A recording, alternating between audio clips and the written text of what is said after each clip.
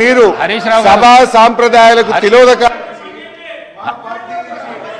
హరీష్ రావు గారు ఈ సభల ప్రతి సభ్యుడికి మాట్లాడే అవకాశం ఉన్నది. మీరు చేరుకు నేర్పియవలసిన అవసరం లేదు. మీకు అవకాశం ఇచ్చినా మీరు మాట్లాడండి. నాకు చేరుకు నేర్పియవలసిన అవసరం లేదు.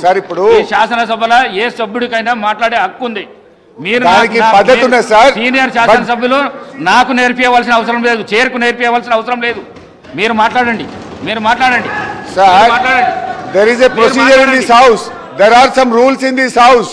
ఎప్పుడు అందరి సభ్యులకు మాట్లాడే హక్కు ఉన్నా ఏదైనా ఒక అంశం మీద ప్రధాన ప్రతిపక్షం నుంచి ఎవరు మాట్లాడతారని అడిగి ఆ ప్రధాన ప్రతిపక్షం నుంచి పేరు తీసుకొని మాట్లాడించే సాంప్రదాయం ఈ సభలో ఉంది.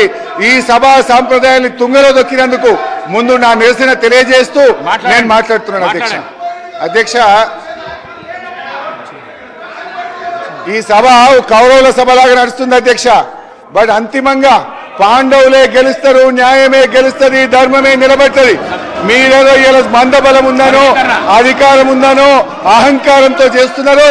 ప్రజలు అన్ని విషయాలు గమనిస్తున్నారు.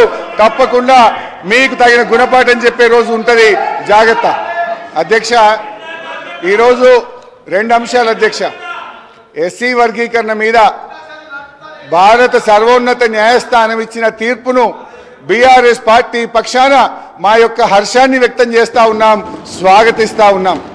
అధ్యక్ష ఈ యొక్క వర్గీకరణ మీద మా ప్రభుత్వం ఏర్పడిన వెంటనే సభానాయకుడిగా కేసీఆర్ గారు 29 నవంబర్ 2014లో ఈ ఎస్సీ వర్గీకరణ వెంటనే చేయాలని ఆనాడు మా సభానాయకుడిగా కేసీఆర్ గారు ఈ సభలో తీర్మానాన్ని ప్రవేశపెట్టి కేంద్ర ప్రభుత్వానికి ఏకగ్రీవంగా ఈ వర్గీకరణ చేపట్టాలని చెప్పిన పార్టీ మా బీఆర్ఎస్ పార్టీ.